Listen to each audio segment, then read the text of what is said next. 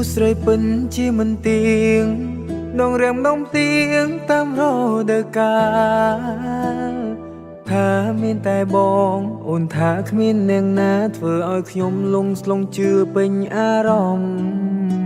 ដុំថ្មដែលខ្ញុំរឿងយកកែច្នៃពេលមានតម្លៃបែរជាគេឆោបបាន់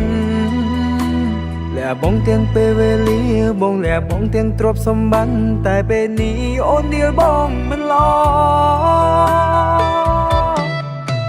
បាយពីបងមិនទាន់បាន3ខែផងហើយវ័យអូនលួចតែតងនាងថ្មីអូនធ្វើនេះមានខ្វះគេទេចរណៃតើរូបគេស្មោះជាងមកប៉ុណ្ណាបងនឹងថាបងមិនសានឲ្យសង្ហាតែអូនត្រូវចាំថាគ្មានអ្នកស្មោះអូនទេតាក់ទងបងតែអូនលួចទៅជួបគេត្រង់ណាមាសមេអូនថានៅស្មងបង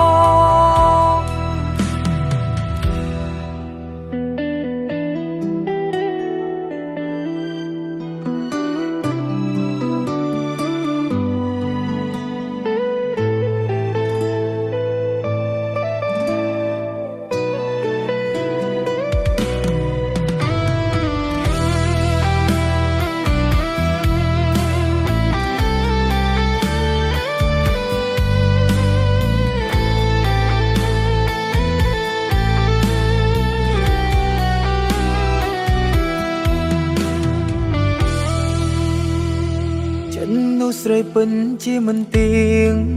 ដងរាំដងទៀងតាមរដូវកាលថាមានតែបងអូនថាគ្មានអ្នកណាធ្វើឲ្យខ្ញុំលងស្លងជឿពេញអារម្មណ៍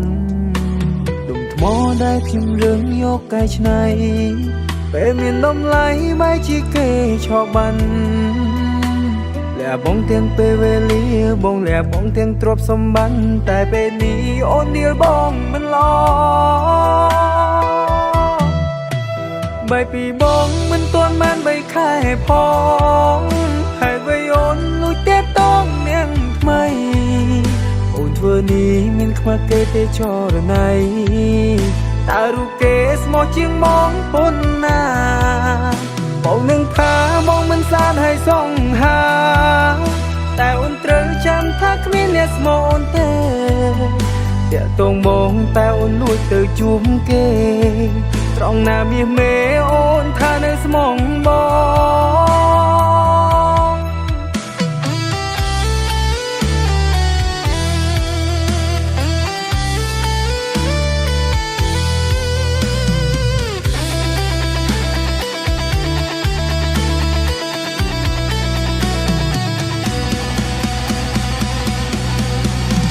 បាយពីបងមិនទាន់បាន3ខែផងហើយវ័យអូនលួចតែតងនាងថ្មីអូនធ្វើនេះមានខ្វះគេទេចរណៃ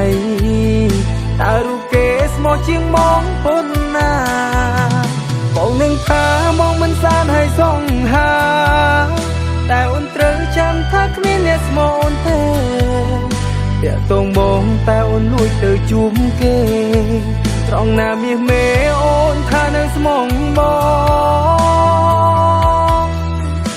ងនឹងថាបងមិនសានឲ្យសង្ហាតែអូនត្រូវចាំថាគ្មានអ្នកស្មោះអូនទេតាក់ទងបងតែអូនលួចទៅជួបគេត្រង់ណាមាសមេអូនថានៅស្មងបង